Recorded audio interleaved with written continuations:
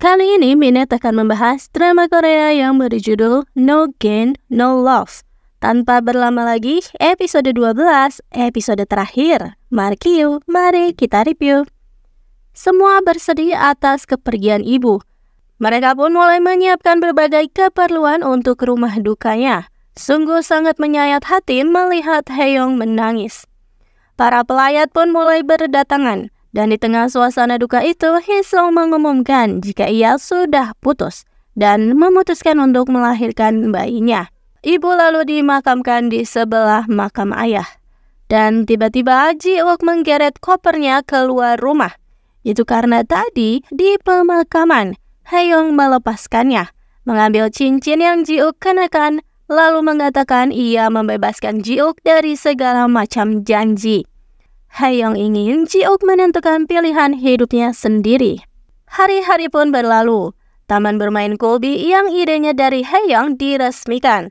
Haeyoung kesal sekali karena malah An Woo-jae yang mendapat pengakuan. Kyu-hyun lalu mengajak Haeyoung untuk ikut dengannya ke bandara.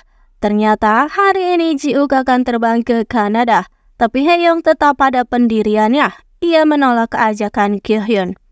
Meski berat untuk melepaskan, tapi hal ini harus Haeyoung lakukan demi kebaikan Ji-uk juga. Akhirnya Kyu-hyun mengantar kepergian Ji-uk. Pimpinan Bok juga hadir di sana. Dan kehidupan berjalan seperti biasa. Haeyoung yang tak tahan melihat An Woo-jae yang menerima kesuksesan. Maka dari itu Haeyoung keluar dari Kolbi dan mengajak Ha-jun yang memang sudah frustasi menghadapi Kyu-hyun. Keduanya lalu membuka perusahaan saingan Kolbi yang bernama Royal Jelly Education. Namun usahanya belum berjalan mulus karena kekurangan dana. Sementara itu, Kyo-hyun meminta ayah untuk menepati janjinya untuk membiarkan menikahi wanita idaman karena sudah berhasil membuat Kolbi menjadi nomor 1 di bidang pendidikan. Lalu secara tiba-tiba ayah mengajak makan malam keluarga. Sedangkan Jaeyeon tiba-tiba saja ditawari untuk menjadi dosen tamu di salah satu universitas untuk mengajar di jurusan novel. Dan malam harinya ternyata setelah Kyo-hyun datangi, ia malah bertemu dengan wanita lain. Tanpa sepengetahuan dirinya, ayah telah mengatur kencan buta untuknya. Namun untungnya wanita itu juga tak tertarik pada Kyo-hyun. Sementara itu, Jaeyeon tak sengaja melihat kakak iparnya. Tapi tak sengaja pula bertemu Kyo-hyun sedang bersama seorang wanita. Salah fahamlah di situ. Baru saja mau murka, Jaeyeon malah terpeleset. Untungnya ditolong oleh pria pemalu yang tadi datang bersama dengan bosnya Jaeyeon. Keduanya lalu pulang bersama sambil saling cemburu satu sama lain.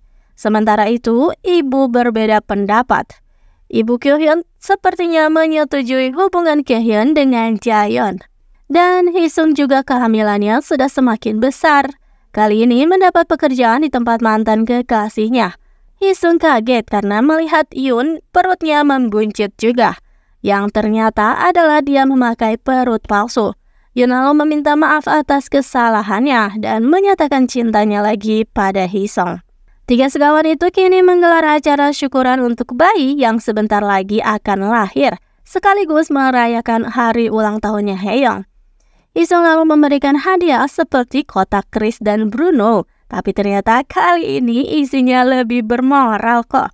Yaitu manusia salju dari berbagai negara. Tapi ternyata itu hadiah dari Ji-uk. Haeyoung kebingungan ternyata Hee-sung dan Jaeyeon masih berhubungan baik dengan Ji-uk. Haeyoung terjaga tak bisa tidur. Ia terlihat galau tapi menutupi rasa sedihnya di hadapan Jaeyeon. Ternyata tadi siang, Haeyoung mendatangi rumah lama ibu, berniat menjualnya dan ada pembeli yang tertarik. Ternyata pembeli itu adalah Ji-uk yang datang bersama seorang wanita dan terlihat sangat bahagia. Buru-buru Haeyoung bersembunyi, tapi Ji-uk seolah bisa tahu kehadiran Haeyoung. Makanya setelah melihat-lihat rumah, Ji-uk terlihat kesal. Dan Jaeyeon merasa gugup karena ini kali pertamanya memberikan kuliah di hadapan banyak mahasiswa. Untungnya Jaeyeon hadir di sana untuk memberikan dukungan. Jaeyeon pun akhirnya bisa dengan luas memberikan kuliahnya. Setelah selesai, keduanya pun berkencan mengunjungi berbagai tempat dengan sukacita dan tiba-tiba saja Kyo-hyun memberikan cincin pasangan. Dan kini dua pengkhianat menghadap Kyo-hyun. Keduanya membuat proposal agar Kyo-hyun mau berinvestasi ke perusahaan mereka.